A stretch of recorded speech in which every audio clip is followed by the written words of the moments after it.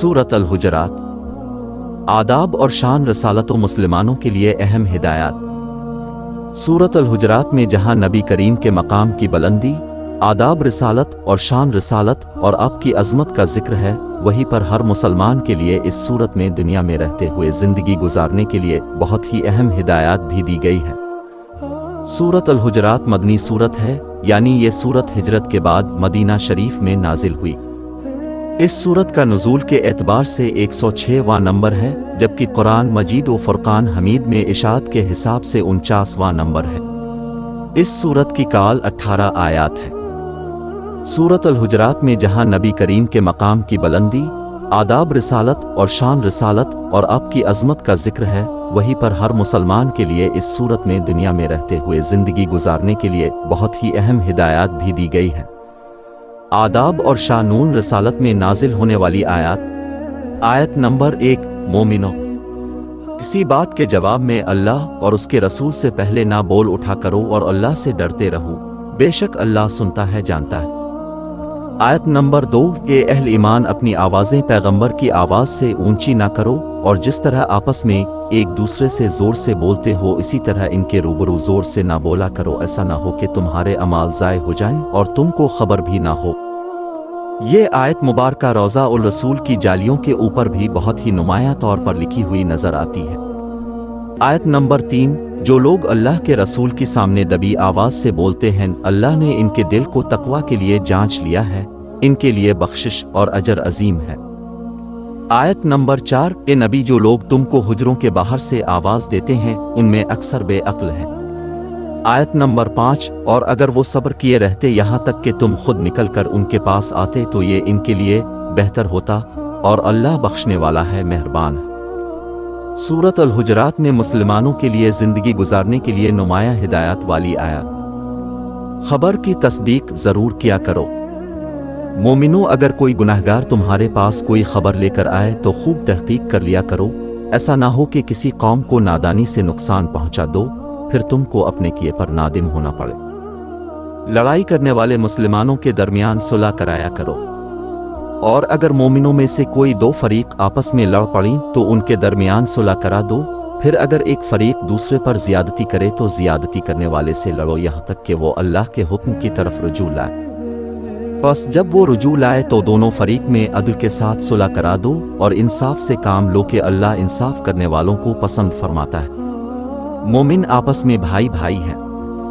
मोमिन तो आपस में भाई भाई हैं, तो अपने दो भाइयों में सुलह करा दिया करो, और अल्लाह से डरते रहो ताकि तुम पर रहमत की जाए। मोमिन किसी मोमिन का मजाक ना आड़ाए। मोमिनो, मर्द मर्दों से तमस्खुर ना करे। मुमकिन है कि जिनका मजाक आड़ा जा रहा है उनसे बेहतर हूँ, और ना औरतें औरतों से तमस्खुर करे। मुमकिन है वो जिनका मजाक आड़ा रही है इनसे अच्छी हो। और अपनों को आपस में ऐब ना लगाओ, और ना एक दूसरे का बुरा नाम रखो। ईमान लाने के बाद बुरा नाम रखना गुनाह है, और जो लोग तौबा ना करें वो जालिम है। गुमान और तजस्सुस और गीबत से परहेज। ये अहल ईमान, बहुत गुमान करने से परहेज करो कि बाज़ गुमान गुनाह है, और एक दूसरे के हाल का तजस्सुस ना किया करो, और ना तुम में से कोई किसी की गीबत करे। क्या तुम में से कोई इस बात को पसंद करेगा कि अपने मेरे हुए भाई का गोश्त खाए? इससे तो तुम जरूर नफरत करोगे। तो गीबत ना करो और अल्लाह का डर रखो, बेशक अल्लाह तौबा कबूल करने वाला मेहरबान है। कौम और कबाइल बनाने का मकसद सिर्फ शनाख्त है। लोगों, हमने तुमको एक मर्द और एक औरत से पैदा किया और तुम्हारी कौमें और कबीले बनाए थे ताकि एक दूसरे को शनाख्त करो। बेशक अल्लाह के नज़दीक तुम में इज्जत वाला वो है जो ज़्यादा परहेजगार है। बेशक अल्लाह सब कुछ जानने वाला है, सबसे खबरदार है। इस्लाम लाने और ईमान लाने में फ़र्क। देहाती कहते हैं कि हम ईमान ले आए, कह दो कि तुम ईमान नहीं लाए, बल्कि यूं कहूं कि हम इस्लाम लाए हैं और ईमान तो अभी तुम्हारे दिलों में दाखिल ही नहीं हुआ। और अगर तुम अल्लाह और उसके रसूल की फरमाबरदारी करोगे तो अल्लाह तुम्हारे अमाल में कुछ कमी नहीं करेगा। बेशक अल्लाह बख्शने वाला है, मेहरबान है। मोमिन कौन है? मोमिन तो वो हैं जो अल्लाह पर और उसके रसूल पर ईमानून लाए, फिर शक में ना पड़े, और उन्होंने अल्लाह की राह में अपने मालों और जानों से जिहाद किया। यही लोग ईमान के सच्चे। اگر آپ مسلمان ہیں تو یہ اللہ کا آپ پر احسان ہے۔ ان سے کہو کہ کیا تم اللہ کو اپنی دیانتداری جتاتے ہو، اور اللہ تو آسمانوں اور زمین کی سب چیزوں سے واقف ہے، اور اللہ ہر چیز کو خوب جانتا ہے۔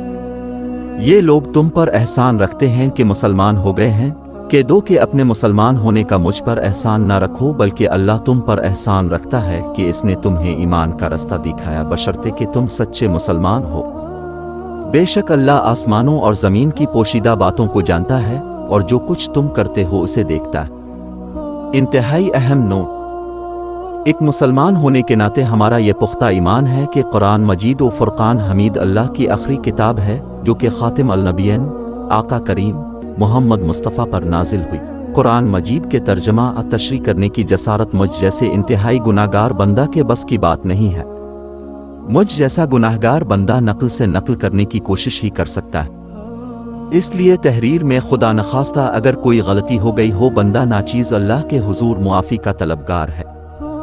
اللہ کریم ہم سب مسلمانوں کو قرآن کریم و فرقان حمید میں درج اللہ کے پیارے رسول کی شان رسالت کو سمجھنے کے ساتھ ساتھ اللہ کریم کی طرف سے دی گئی ہدایات پر عمل پیرا کر پکا سچا مومن بننے کی توفیق عطا فرمائے۔ آمین ثم آمین۔